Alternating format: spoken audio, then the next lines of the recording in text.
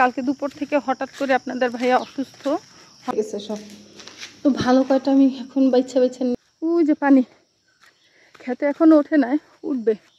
খেতে উঠতে আরো সকালবেলা নেটের উপরে দেখি কয়েকটা আম পইরা আছে, নিয়ে যায়, নাইলে আবার কে কখন কোন দিক থেকে নিয়ে যাবে বলা যায় না। দেখেন কি সুন্দর পাকা আম, এখানেও কয়টা আছে। এখন বিষয়টা হচ্ছে এরকম, মানুষ পাইলেই খালি নিয়ে যায়। আর এটা তো খুব ইজি হয়ে গেছে নেওয়াটা, যে আমি এখানে রাখছি। তো এখান থেকে সরাসরি যে কত সুন্দর একটা কালার হয়েছে, মাশাআল্লাহ। আমি যেতেছিলাম আসলে হইতেছে ভেন্ডি আনতে, তো ভাবলাম যে এখানে যেহেতু আছে নিয়ে যাই, নাইলে দেখা যাবে আমি আস্তে আস্তে কেউ নিয়ে যাবে। আর এদিকেও পরে আপনাদের ভাই আমার বলছে একটু দেখো এদিকে পয়রাটেরা আছে কিনা, মনে হয় না নাই। আর সকালবেলা নিয়ে যায় মানুষ। পশ্চিমে যেহেতু যাবো, একটা লাঠি তো লাগে। আর আপনাদেরকে সাপের একটা কারখানা দেখাই, চলেন। ওই যে ওয়ালের ফাঁক আছে না, একটা ছোট ফোকর দেখা যায়, ওইটা হচ্ছে সাপের কারখানা। আর একটু পরে যখন রোদ উঠবে তখন দেখা যাবে ওইখান থেকে কিভাবে সাপের মাথা বের করে রাখে। ভেন্ডি ক্ষেত থেকে ভেন্ডি নিব, সাথে হইতেছে দেখবো হইতেছে আমাদের কইটা গাছ। আর কালকে দুপুর থেকে হঠাৎ করে আপনাদের ভাইয়া অসুস্থ, হঠাৎ করেই বুকে ব্যথা, পিঠে ব্যথা।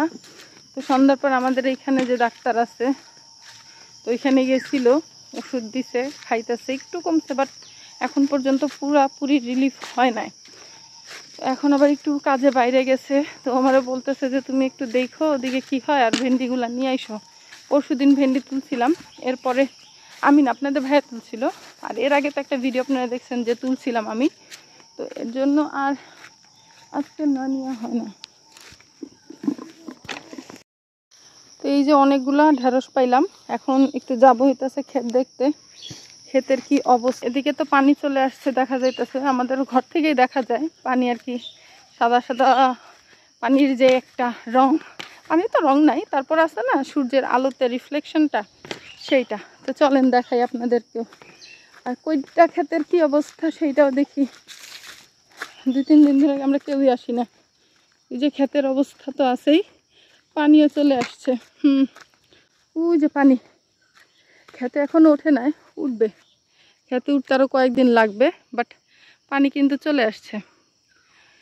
এই উপরটা, এটা একটু উপরে আছে, তো এটা উঠতে হয়তো 3-4 দিন সময় লাগতে পারে। এবারের মতো টমেটো শেষ, যে কটা টমেটো আছে এইখানে যে গ্যারেজের মধ্যে, তো পচে গেছে সব। তো ভালো কয়টা আমি এখন বাইছে নিয়ে যাব। ওরে বাবা, সবই তো পচা, এই যে এটা টসটসা পচা।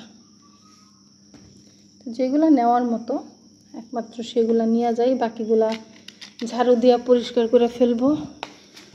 ঈদের আগে তো অনেক কাজ বাকি, তার মধ্যে ঘর পরিষ্কার করতে পারছি, ঘর ঝাড়ছি।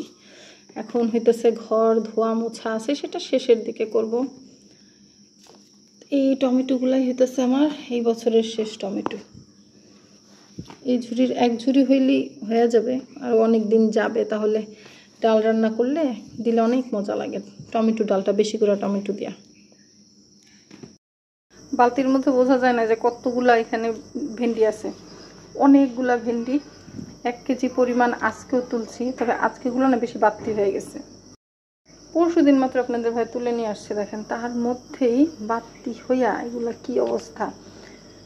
এখন ভাবতেছি প্রতিদিন একবার করে যাব, যে 2-4টা পাই নিয়ে আসতে হবে। আর আজকে ভাবতেছি রান্না করব শিং মাছ দিয়া।